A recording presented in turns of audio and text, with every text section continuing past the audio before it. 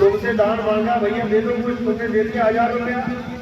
अब जाके मछली के पकौड़े खा रहा है, साथ में 800 की बोतल खरीद ली, तो कहाँ गया तुम्हारा दान? पाप में चला गया, क्योंकि तुम्हें कोई मिला ही नहीं जो तुम्हें बता सके कि दान देना है तो कहाँ देना है, पैसे लगेंगे तो कहाँ लगेंगे, फल मिलेगा तो कहाँ मिलेगा। ये सब भी गुरु ही बताता है। तो गुरु की मानता है कि गुरु होना ही चाहिए। अब गुरु होना चाहिए ये तो समझ में आ गया, लेकिन गुरु कैसा होना चाहिए, अब ये सवाल खड़ा हो जाता है, क्योंकि दुनिया में गुरुओं की कोई कमी थोड़ी नहीं है। कहते हैं एक पत्थर हटाओ तो 3-4 गुरु निकल आते बीच में से।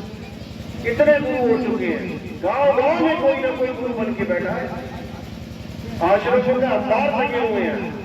हरिद्वार चले जाओ, इतने लोगों के घर नहीं होंगे जितने आश्रम में वहां पे। ऋषिकेश चले जाओ, काशी चले जाओ, गुरु ही गुरु बैठे हैं।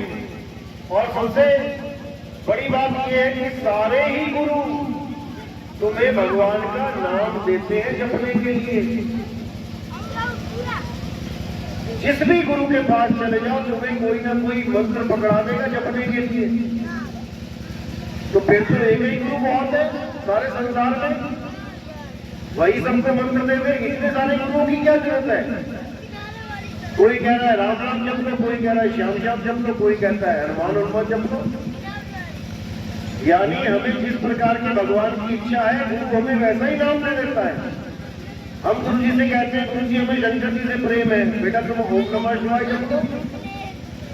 कोई कहता है गुरु जी मैं राम जी की पूजा करता हूँ, बेटा तू राम राम जप ले। कोई कहे मैं हनुमान जी की पूजा करता हूँ, बेटा हनुमान चालीसा पढ़ दे। अरे ये सब तो मैं बिना गुरु के भी कर सकता हूँ। कौन सा शिव भगत ऐसा है जिसे ओम नमः शिवाय मंत्र का नाम नहीं पता? कौन सा राम भगवान का शिष्य ऐसा है, भगत ऐसा है जिसको राम राम का नाम नहीं पता? कौन सा कृष्ण जी का भगत ऐसा है जिसको कृष्ण जी का नाम नहीं पता? ये नाम तो बिना गुरु धारण किए भी पता है हमें। और अगर नाम जपने से भगवान मिलेगा तो बिना गुरु के नाम जप लेंगे, तब भी भगवान ही मिलेगा, शैतान थोड़ी नहीं मिल जाएगा।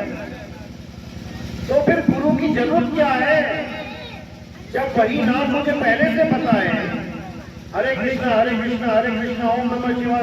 तो गुरु की क्या जरूरत है? टीवी खोलो, सुबह से लेके रात तक गुरु ही गुरु, गुरु ही गुरु। और क्या बता रहे हैं जो तुम्हें पता है? कौन सा राम कथा करने वाला गुरु कोई नई बात बता रहा है? वही कहानी सुना रहा है तुम्हें जो तुम बचपन से सुनते आ रहे हो। वही कृष्ण जी की लीला तुम्हें बार बार सुनाई जा रही है जो तुम सुनते आ रहे हो। टीवी में भी देख लिया तुमने, महाभारत देख लिया, हरे कृष्णा देख लिया, रामायण देख ली, सब कुछ तो देख लिया। जो बातें तुम्हें पता है वही तुम्हें हारमोनियम की तार के साथ, राग के साथ सुनाई जा रही है। नया क्या कर दिया इन गुरुओं ने? और हम भी लगे हुए हैं। गुरु का मतलब समझो पहले, गुरु क्या देता है? गुरु का मतलब होता है जो तुम्हें ज्ञान देता है, नाम नहीं देता। यहां उल्टा काम चल रहा है, यहां गुरु नाम दे रहा है। याद करो बचपन में तुम स्कूल गए, तुमने गुरु धारण किया, कौन सा नाम दिया जपने के लिए? गुरु ने तुम्हें ज्ञान दिया, 2 एकम 2, 2 दूनी 4, ये ज्ञान दिया तुम्हें। और तुम उस ज्ञान को आज तक लेके बैठे हो। नाम नहीं दिया जपने को। अगर नाम दिया होता जपने के लिए तो आज भी जप रहे होते। तुमने किसी सिलाई करने वाले दर्जी को गुरु बना लिया, अब वो तुम्हें कोई नाम नहीं देगा, वो तुम्हें ज्ञान देगा। बेटा पैंट की कटाई ऐसे होती है, शर्ट की ऐसे होती है, सलवार सूट की ऐसे होती है, सिलाई ऐसे होती है, हर चीज ज्ञान देगा। बहुत अच्छी बात है, गुरु ज्ञान ही देता है। तुमने किसी मोटर मैकेनिक को गुरु बना लिया, अब वो भी तुम्हें नाम नहीं देगा जपने के लिए, वो तुम्हें ज्ञान देगा। कैसे पिस्टन को खोलना है, कैसे क्या करना है, मोबिल ऑयल कितना डालना है, सारा ज्ञान देगा। कोई भी गुरु बना रहा है दुनिया में जो तुम्हें कोई काम सिखा रहा है, वो तुम्हें ज्ञान दे रहा है, सिवाय एक के। कौन? ये जो भगवान के नाम पे गुरु बने बैठे हैं। ये तुम्हें कोई ज्ञान नहीं दे रहे, ये तुम्हें नाम दे रहे हैं, और वो नाम दे रहे हैं जो तुम पहले से जानते हो। तो इस गुरु का फायदा क्या हुआ? क्या फायदा हुआ इस गुरु का? कोई फायदा नहीं हुआ। अब करना क्या है? अब उस गुरु को ढूंढना है जो तुम्हें नाम ना दे, जो तुम्हें ज्ञान दे। कौन सा ज्ञान दे? जो मुझे नहीं पता है। मैं मोटर मैकेनिक के पास ज्ञान देने गया, मुझे नहीं पता था कि इंजन कैसे खोला जाता है, इंजन कैसे बनाया जाता है। मैं दर्जी के पास गया, मुझे नहीं ज्ञान था कैसे कटाई करते, कैसे सिलाई करते हैं। मैं किसी सुनार के पास गया, मुझे नहीं ज्ञान था कि कैसे सोने को डाला जाता है, कैसे जेवर बनाए जाते हैं। जो मुझे नहीं पता है वो बात मेरा गुरु मुझे बताए, तब समझो कि तुम्हें कोई ज्ञान मिला है। नहीं तो तुम्हें वही नाम मिल गया जो तुम बचपन से सुनते आ रहे थे। कोई फायदा नहीं है ऐसे गुरु का। और तुम्हें जो नाम दिया जा रहा है वो भी क्या दिया जा रहा है? केवल 52 अक्षर। ये जितने भी नाम हैं दुनिया में, ये कैसे पैदा हुए?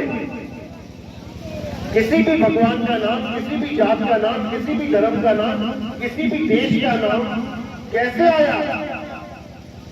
याद करो एक दिन जब आदमी आदि मानव के रूप में था।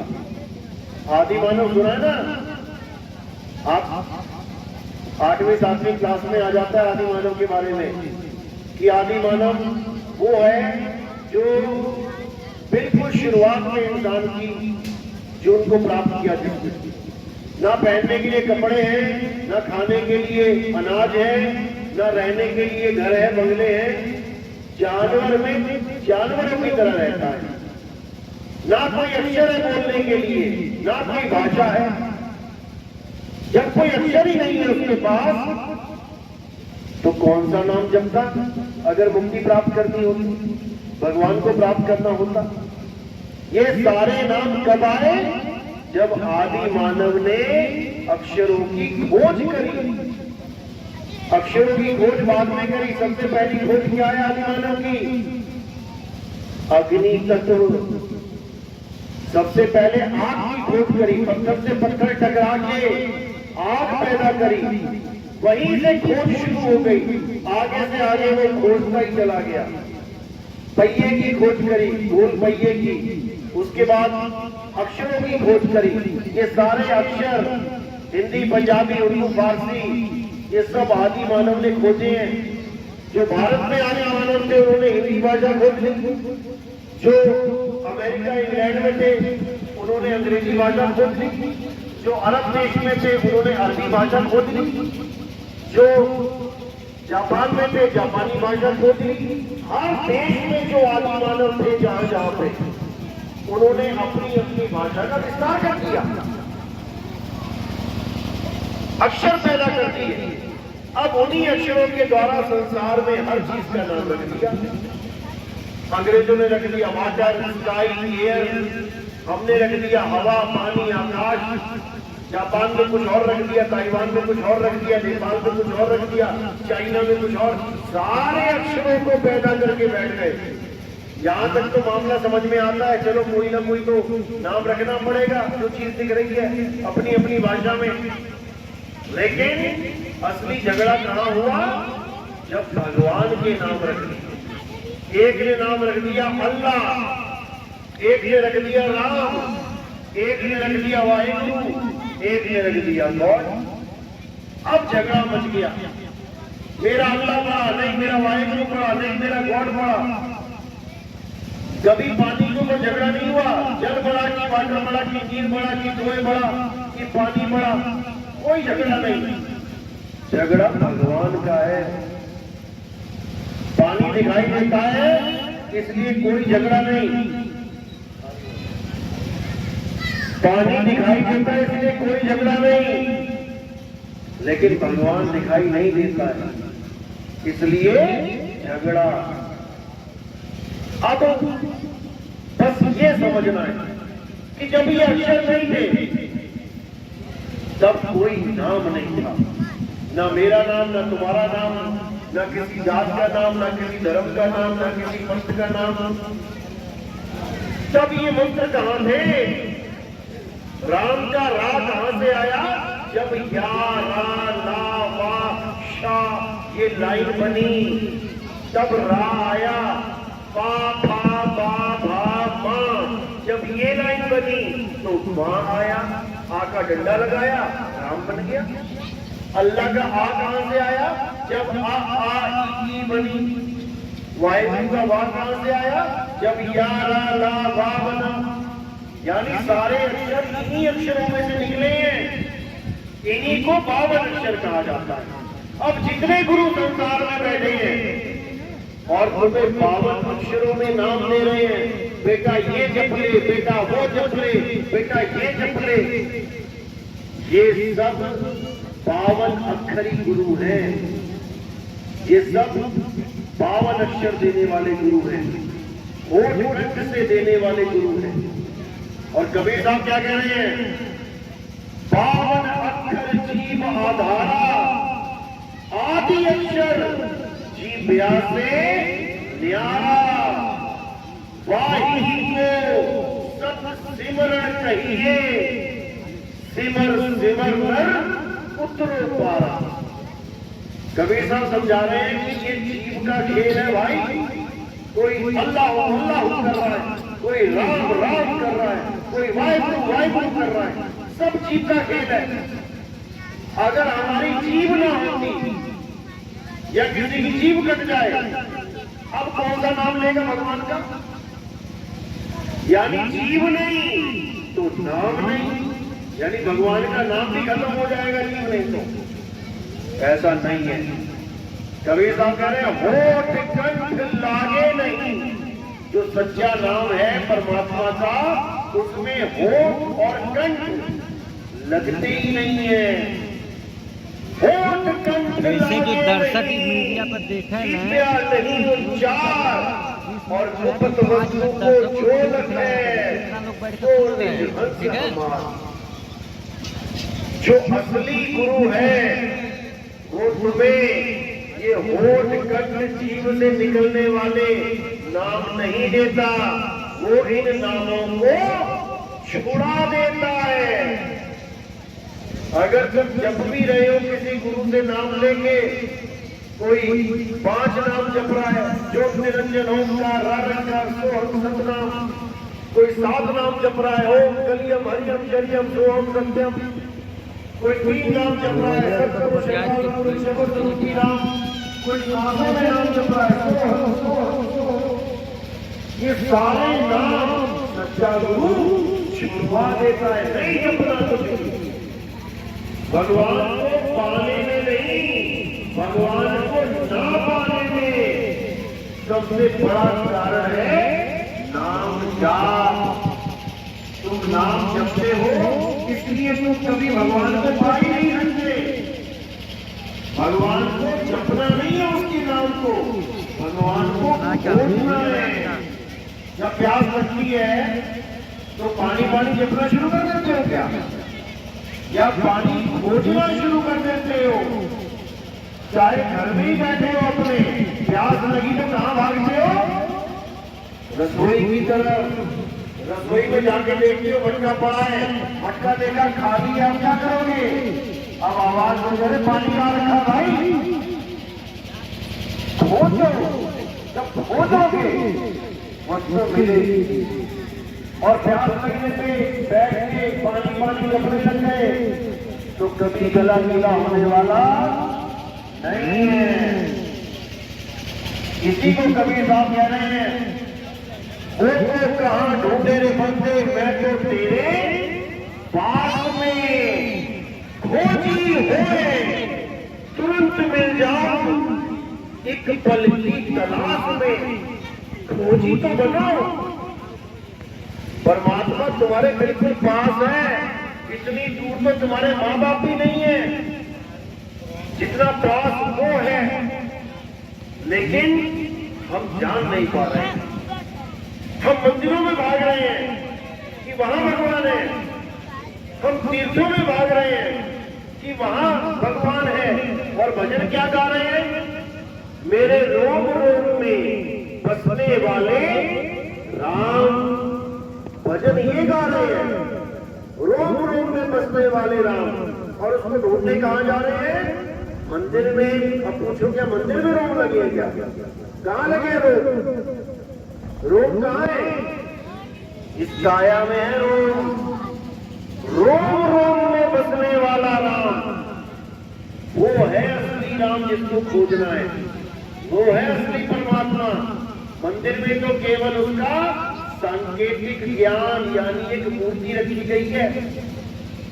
तुम्हारे दादाजी की मूर्ति लगी चौराहे पे, बहुत बढ़िया काम किया। दादाजी की मूर्ति लगी, हम खाना खिलाने दादाजी को, दादाजी के कमरे में जाओगे कि मूर्ति के पास लेके जाओगे? चौराहे पे थाली लेके जाओगे? दादाजी को खाना खिलाना है तो दादाजी के कमरे में लेके जाओगे कि चौराहे पे लेके जाओगे थाली, उनकी मूर्ति को खाना खिलाने के लिए? बस यही अज्ञान है। अब जिसको पता ही नहीं है कि दादाजी यही रहते हैं, वो बेचारा मूर्ति के पास जा रहा है खाना खिलाने। और जिसको पता है कि मेरे दादा मेरे पास है, वो कभी मूर्ति की तरफ देखेगा भी नहीं। इसी प्रकार जब हनुमान जी को पूछा गया कि भाई तुम्हारे राम तो जाने वाले हैं, अब तुम कैसे उनका दर्शन करोगे? तो हनुमान जी ने क्या एड्रेस बताया था? अयोध्या का एड्रेस बताया था कि वहां पे मंदिर जाया करूंगा मैं दिन रात। क्या किया था उन्होंने? अपनी छाती फाड़ के दिखाई। देखा ना सीन छाती वाला? कौन बैठा छाती में? राम बैठे हैं छाती में। यानी मेरा राम मुझ में बैठा है, मुझे किसी मंदिर में जाने की जरूरत नहीं है। लेकिन ये तब होगा जब तुम गुरु धारण करोगे। वो गुरु तुम्हें समझाएगा कि बेटा तेरा राम कहां बैठा है। नहीं तो अगर उस राम के पास जा रहे हो जो मंदिर में बैठा है, तो पता लगा कि कोई चोर घुसा और राम जी की मूर्ति अष्टधातु की उठा के ले गया। गल्ले टूट जाते हैं, मंदिरों के घंटे चोरी हो जाते हैं। देखो अखबारें भरी पड़ी हैं, यहाँ तक कि भगवान की मूर्ति को ही उठा के ले जाते हैं इंटरनेशनल मार्केट में बेचने के लिए। बताओ, भगवान ही उठा के ले गए। इसी को समझना है। असली राम, उसको कोई हाथ भी नहीं लगा सकता। कौन है असली राम?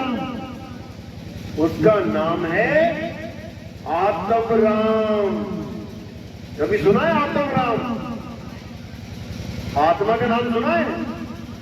ये आत्मा ही असली राम है, जिसके लिए कृष्ण जी ने गीता में समझाया, हे अर्जुन, ये आत्मा अजन्मा है, नित्य है, शाश्वत है।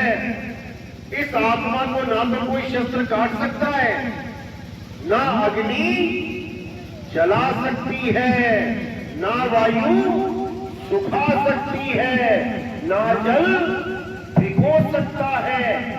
ये है असली आत्मा, आत्म राम। इसी को जानना है।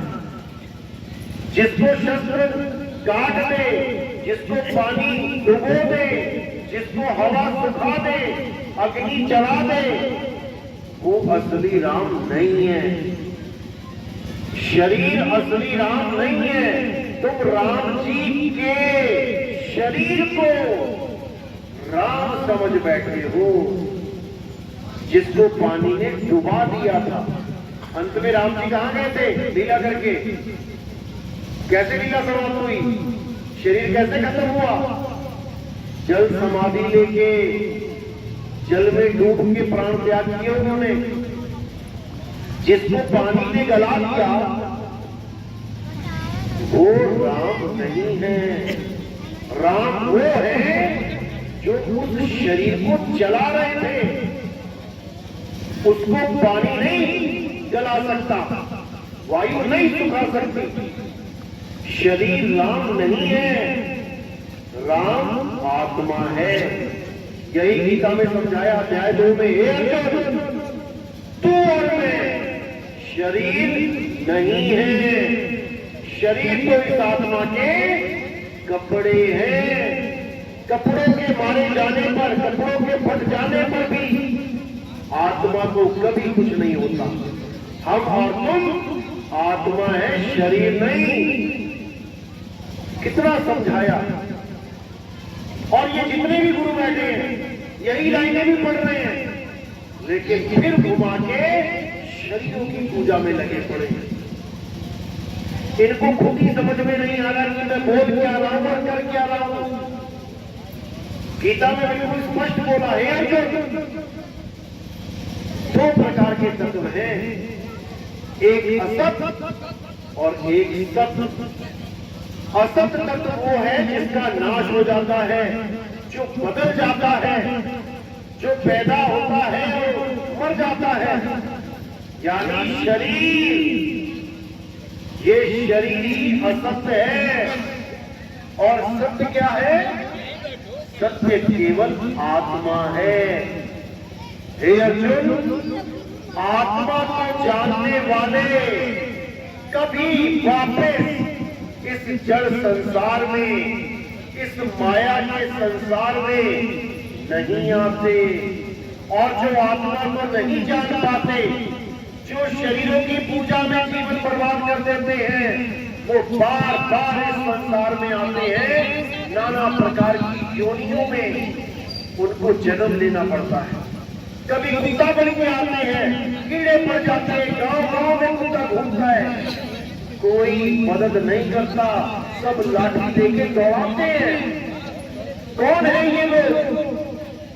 ये वही हैं जो अपने जीवन में आत्म ज्ञान को जान ही नहीं पाए। कभी सांप निकलता है घर के पास, तो लाठी लेके दौड़ाते हैं। कौन है ये लोग? ये वही हैं जो सारी उम्र सांपों को ही दूध पिलाते रहे और अंत समय में सांप की योनि में पड़ गए। क्योंकि आप जिसकी पूजा करोगे आपको वैसा ही फल मिलेगा। आप पीपल पूजोगे, आपको अगले जन्म में पीपल बन के आना पड़ेगा। आप सांप की पूजा करोगे, आपको अगले जन्म में सांप बन के आना पड़ेगा। आप गाय की पूजा करोगे, आपको गाय बन के आना पड़ेगा। और ये अचल नियम है प्रकृति का। एक ऋषि था, सारी उम्र हरिओम हरिओम, ओम नमः शिवाय, ओम नमः शिवाय, सारे नाम जपता रहा। जपते जपते जपते जपते बूढ़ा हो गया। अब जब बूढ़ा हो गया तो उसके आश्रम में कहीं से एक हिरण का बच्चा आ गया। अब हिरण के बच्चे से उसका मोह पड़ गया। खूब खिलाए, खूब पिलाए, टहलाए, बड़ा अच्छा लगे। इतना मोह पड़ गया कि सुबह शाम दिन रात हिरण के बच्चे को ही याद कर रहा है। अब एक दिन बैठा भजन कर रहा था, इतने में मृत्यु आ गई। यमदूत सामने खड़े हो गए आगे, चल भाई। अब वो फिर यही सोच रहा है कि हिरण के बच्चे का क्या होगा, कहीं उसको शेर चीता ना खा जाए। हालांकि वो अच्छी बात सोच रहा है, किसी का भला सोच रहा है, लेकिन ये सोचना ही उसके पतन का कारण बन गया। हिरण के बारे में सोचता सोचता उसने प्राण त्याग कर दिए और उसको वापस इस दुनिया में हिरण बन के आना पड़ गया। अब भाग रहा है शेरों के आगे और रो रहा है, उस समय को धिक्कार रहा है कि मैंने किसके लिए अपना जितना प्यार था, प्रेम था, उड़ेल दिया। मैंने किसके विचार में ये त्याग किया थे। इसी प्रकार जिसका भी हम विचार करते हैं, जिसको भी हम पूजनीय मानते हैं, जिसकी भी हम पूजा करते हैं, अंत समय में हमें वही रूप धारण करना पड़ता है। तुलसी की पूजा करोगे, जल चढ़ाओगे, तो तुम्हारे ध्यान में तुलसी ही रहेगी। सुबह उठते ही अपने आप दिमाग में आ जाएगा तुलसी को जल चढ़ाना है। और अगर वही तुम्हारी मृत्यु का समय हुआ और तुमने याद कर दिया कि तुलसी को जल चढ़ाना है, तो तुम्हें तुलसी का पेड़ बनना पड़ जाएगा। ये इतना खतरनाक जाल है। इसलिए कबीर साहब कहते हैं कि भाई इस माया को, जड़ वस्तुओं को त्यागो। और किसको ध्याओ? आत्मा को ध्याओ। जल में मीन प्यासी, वो देखत आवे हासी। आत्म ज्ञान बिना नर भटके, कभी काबा कभी काशी। मुसलमान भाई है तो काबा की तरफ दौड़ रहा है, हिंदू भाई है तो काशी की तरफ दौड़ रहा है। क्यों दौड़ रहा है? कि मैं भगत का होऊंगा, मैं भगवान के दर्शन करके आऊंगा। और कबीर साहब की नजरों में क्या है? वो कह रहे हैं भटके, कि तुम भगवान के पास नहीं जा रहे हो, बल्कि तुम भटक जा रहे हो। तुम भटक गए। वो भगवान अल्लाह वाहिगुरु गॉड कहीं बाहर नहीं है, वो तुम्हारे पास है। वो को कहा ढूंढ रे बंदे, मैं तो तेरे पास में। ना मंदिर में, ना मस्जिद में, ना काबे कैलाश में, ना मैं छप में, ना मैं तप में, ना एकांत निवास में। खोजी होए तुरंत मिल जाऊं, एक पल की तलाश में। और कहे कबीर सुनो भाई साधो, मैं तो हूं विश्वास में। विश्वास में परमात्मा है। अब कोई कहे मैं तो पत्थर पे विश्वास करके बैठा हूं कि पत्थर में भगवान है, तो वो विश्वास नहीं है, वो अंधविश्वास है। विश्वास उसको कहते हैं जब मैं परख लेता हूं। जैसे किसी का कोई नौकर है, उसने उसको 10 लाख रुपए दे दिए दुकान पे कि जा बेटा बैंक में जमा करके आ। अब तो दूसरा आदमी बैठा है वहां पे, वो क्या बोल रहा है? अरे भाई 10 लाख रुपए दे दिए तूने इसको, लेके भाग जाए। तब बंदा क्या बोल रहा है? नहीं नहीं नहीं नहीं, मुझे इसमें पूरा विश्वास है। ये विश्वास कैसे हुआ? परख करने के बाद। पहले उसने 1000 का नोट दिया, बेटा इसको जमा कराना, वो जमा करके आ गया। फिर उसको 10,000 रुपए दिए, बेटा 10,000 रुपए जमा कराना, वो जाके फिर जमा करके आ गया। फिर उसको 50,000 दिए, लाख रुपए दिया, 70,000 दिया, 2 लाख रुपए दिए, हर बार वो जमा करके आ रहा है। अब उसने उसको परख लिया कि ये बंदा बिल्कुल जेन्युइन बंदा है, ये बंदा विश्वास पात्र है।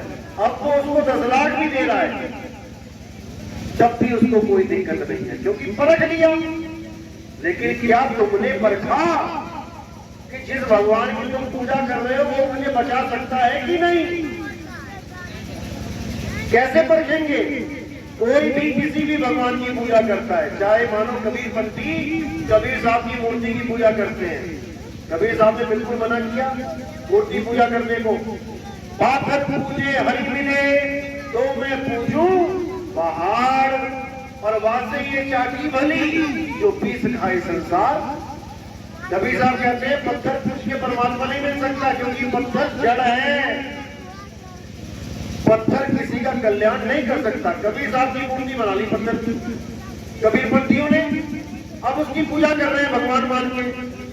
तो मैंने ये बोला, मैंने कहा उस मूर्ति को तुम एक बार टेढ़ा कर दो, लेटा दो, और मूर्ति के आगे सारे भगत खड़े हो जाओ और बोलो कि भगवान जिस दिन तुम अपने आप सीधे हो गए उस दिन से मैं तुम्हारी पूजा करूंगा। तो कब होगी मूर्ति सीधी? कितने घंटे में हो जाएगी? होगी? कितने दिन में हो जाएगी? कितने साल में हो जाएगी? इस जन्म में हो जाएगी? नहीं होगी। तुम उस भगवान की पूजा कर रहे हो जो टेढ़ा से सीधा नहीं हो पा रहा है। और कबीर साहब उस भगवान की पूजा करवाते हैं जिसकी वजह से तुम टेढ़े से सीधे होते हो। एक बच्चे को लेटा दो, एक मूर्ति को लेटा दो, मूर्ति को बोलो सीधा हो जा, और एक बच्चे को बोलो बच्चा सीधा हो जा, कौन सीधा होगा? एक बच्चा सीधा हो जाएगा।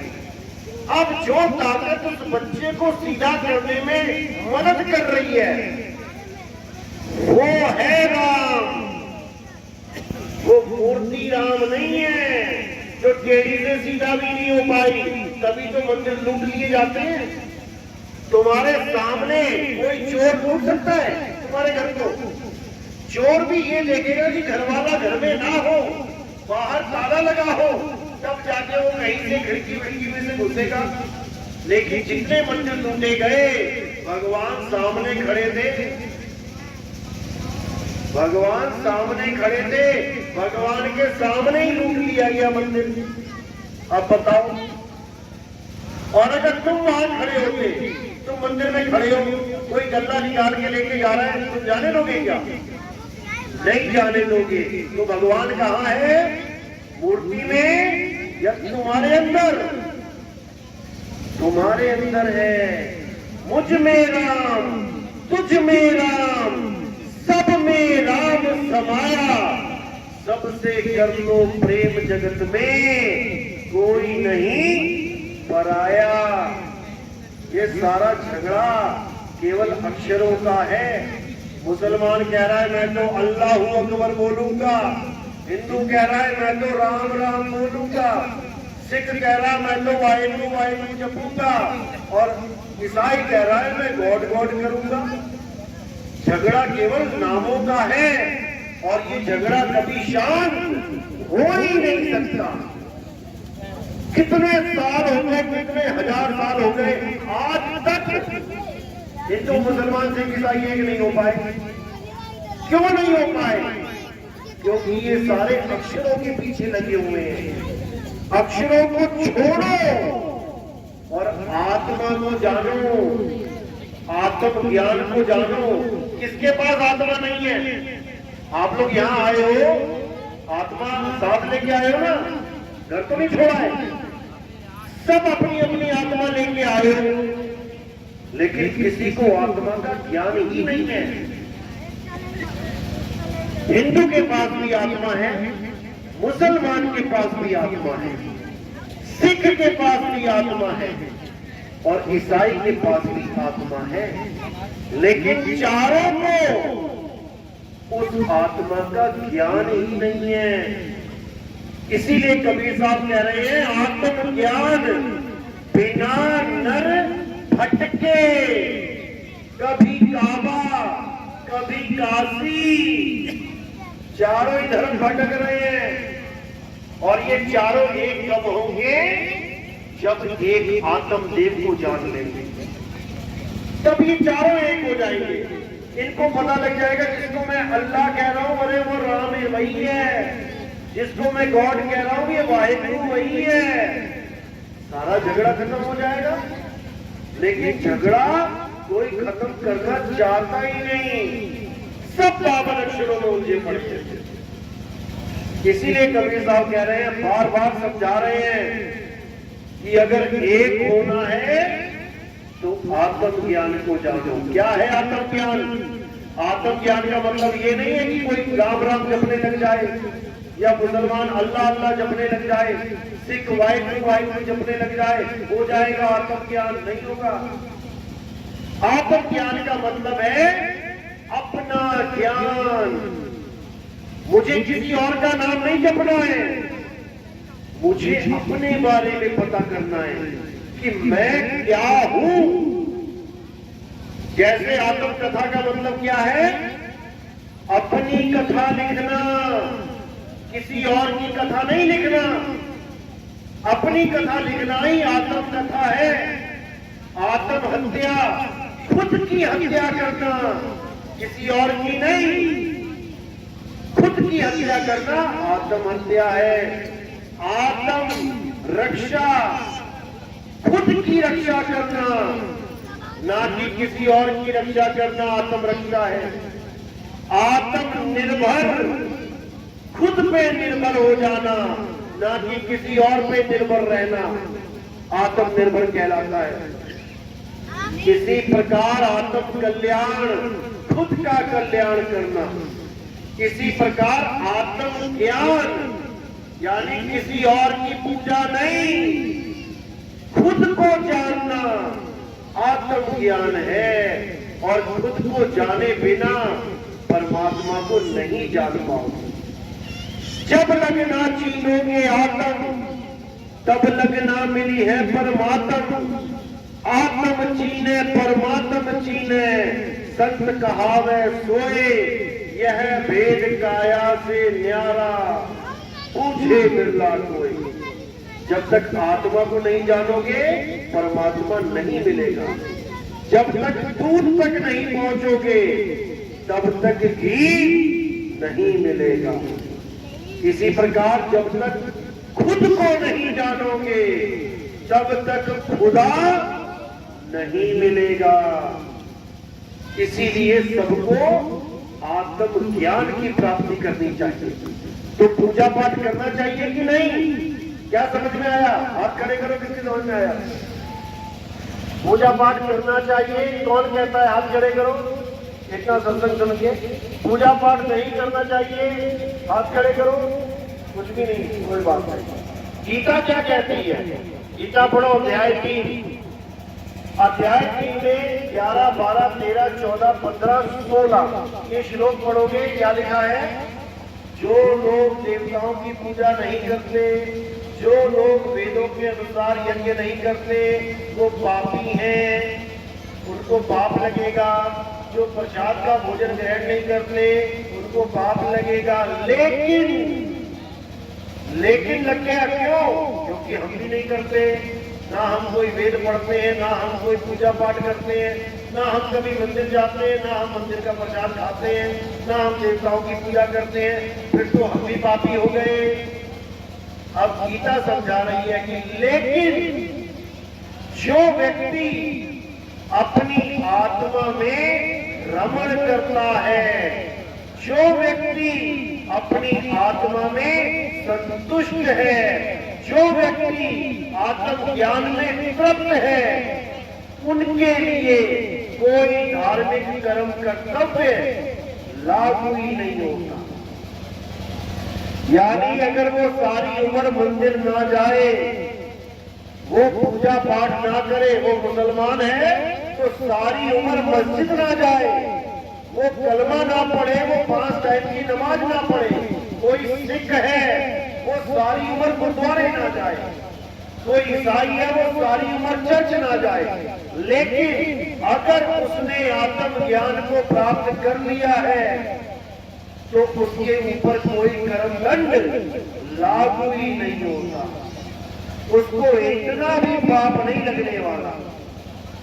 ये अध्याय 3 17वां श्लोक है। आप गूगल पे भी सर्च करोगे, अध्याय 3 17वां श्लोक सामने आ जाएगा। पढ़ो क्या लिखा है। अब 18वें श्लोक में क्या बोला अध्याय 3 में? कि जो आत्म ज्ञान में रमण करते हैं, आत्म स्वरूप को प्राप्त करते हैं, वो अन्य किसी जीव पर निर्भर नहीं रह जाते।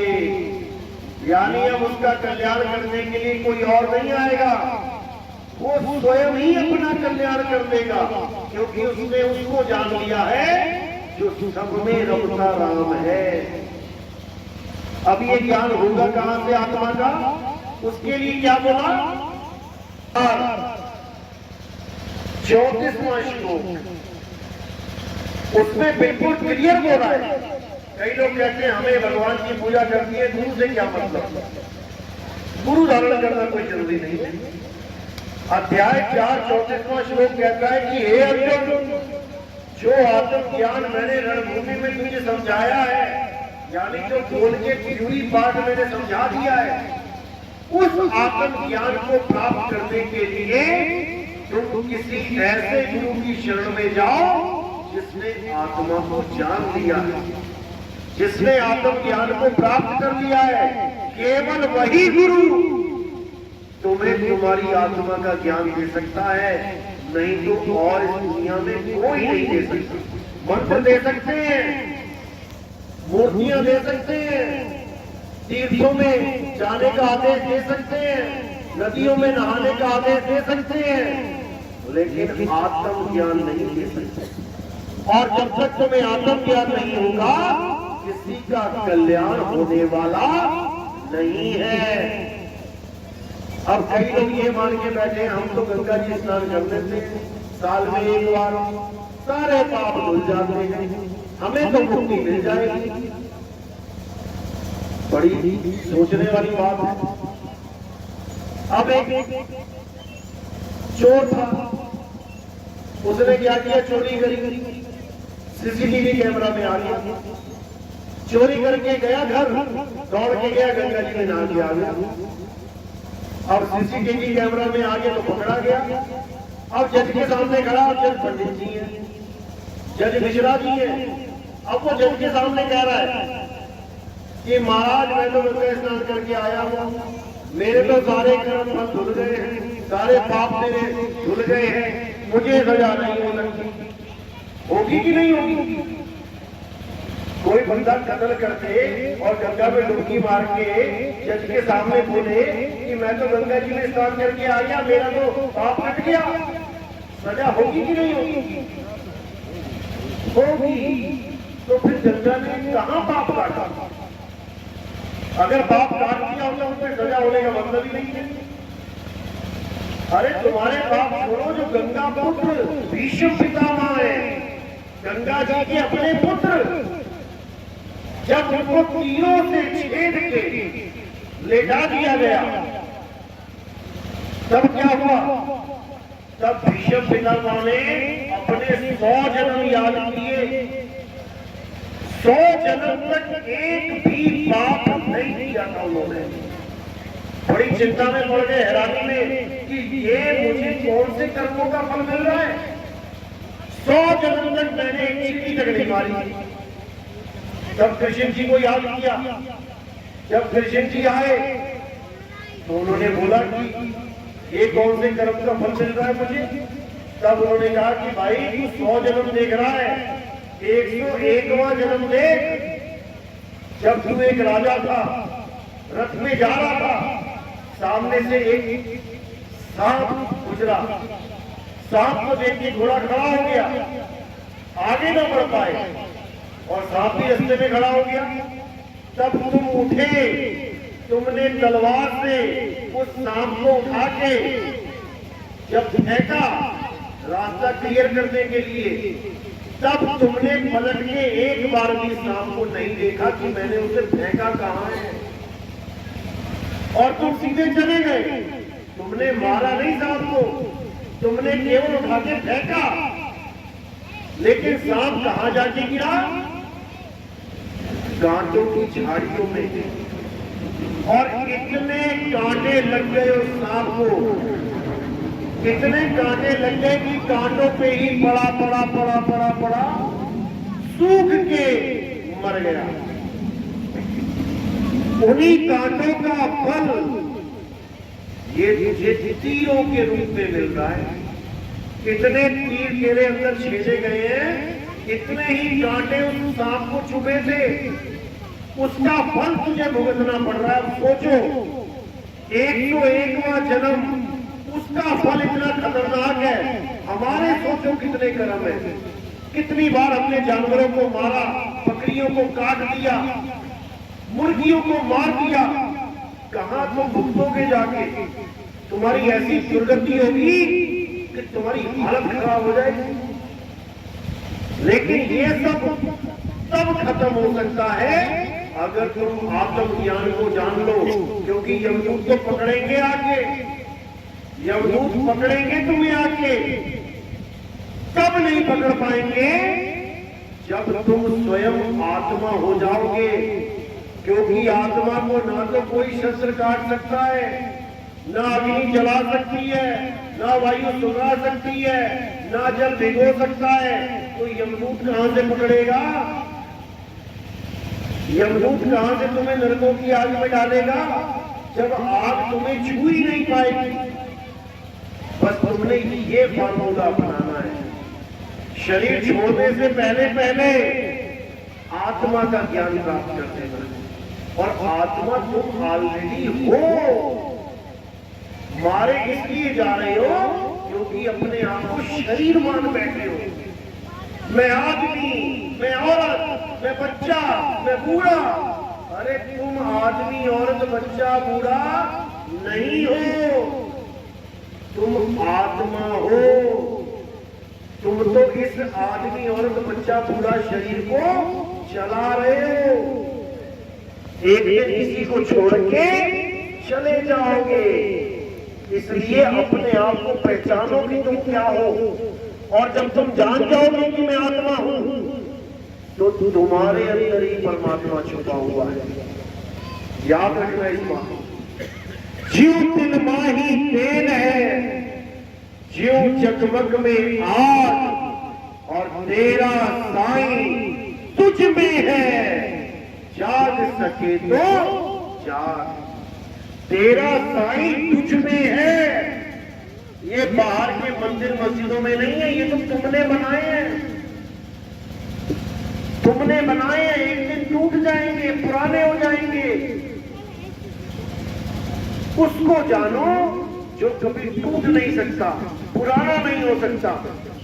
वो आत्मा है, और ये आत्मा ही सनातन है। कोई शरीर सनातन नहीं है जो पैदा हुआ और मर गया। अध्याय 2 24वां श्लोक पढ़ो, जो कहते हैं हम सनातनी हैं, हम सनातनी हैं। और पूजा किसकी कर रहे हैं? शनिदेव की। पूजा किसकी कर रहे हैं? हनुमान जी की। पूजा किसकी कर रहे हैं? राम जी की। पूजा किसकी कर रहे हैं? विष्णु जी की। वो कह रहे हैं हम सनातनी हैं। सनातनी का तो मतलब भी नहीं पता उन्हें। सनातनी का मतलब कहां लिखा है? गीता में अध्याय 2 24वां श्लोक पढ़ो। हे अर्जुन, ये आत्मा अजन्मा है, नित्य है, शाश्वत है, पुरातन है, अचल है, अपोल है, अटोल है। यही सत्य सनातन है। ये आत्मा ही सत्य सनातन है। और आत्मज्ञानी ही असली सनातनी है। शरीरों की पूजा करने वाले सनातनी नहीं होते।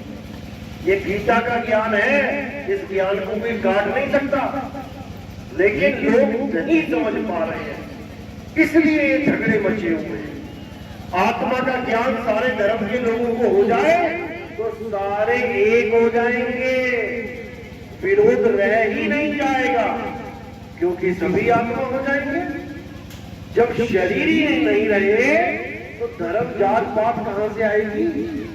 ये तो सब शरीरों का खेल है, अक्षरों का खेल है। तो आत्मज्ञान ही सबसे श्रेष्ठ ज्ञान है, जो गीता में, संतों की वाणियों में, हर जगह आपको मिल जाएगा। बस ढूंढो तो सही। तो इसी के साथ आज का सत्संग समाप्त करते हैं। हमारा सत्संग YouTube चैनल पे आता है। चैनल का नाम है कहत कबीर सुनो भाई साधो। आपने ये टाइप करना है, और टाइप करने के बाद मेरा नाम लिखना है। मेरा नाम है नितिन दास। जब आप नितिन दास लिखोगे साथ में, तो बिल्कुल सामने चैनल आ जाएगा। कबीर साहब की पीली सी फोटो होगी। उस चैनल को आपने सब्सक्राइब करना है।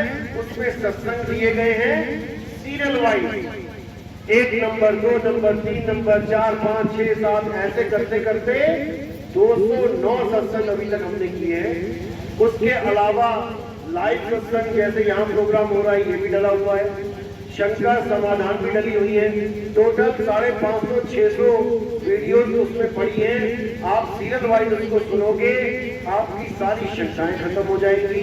आपको समझ में आ जाएगा कि इंसान जन्म मिला है तो क्यों मिला है, और इस इंसान जन्म को सफल करने के लिए आप बिल्कुल सही मार्ग पर निकल पड़ोगे। तो आज का सत्संग यही समाप्त करते हैं। बोलिए परमपिता परमात्मा की, सतगुरुबंदी छोड़ कबीर साहिब की, सभी संतों की, सकल अंशों की, साहेब की सतनाम। किस किस को मेरी बात समझ में आई है वो एक बार हाथ खड़ा कर दे। किस किस के समझ में आई? बहुत अच्छी बात है, लगभग 80-90% लोगों के समझ में आ गई है, क्योंकि आज पहला सत्संग है, इसलिए बात अटपटी लग सकती है, बात बड़ी अजीब लग सकती है कि ये क्या बात हुई, भगवान की शुरुआत नहीं, भगवान से मिलाने की बात बताई है। शायद कहते हैं अटपट ज्ञान कबीर का झटपट लखा न जाए, और जो इसको झटपट लगे तो सब खटपट मिट जाए। तो खटपट मिटानी है और आत्म ज्ञान की तरफ बढ़ना है। अब आरती का टाइम है, आरती का भेद बता देता हूं मैं आपको।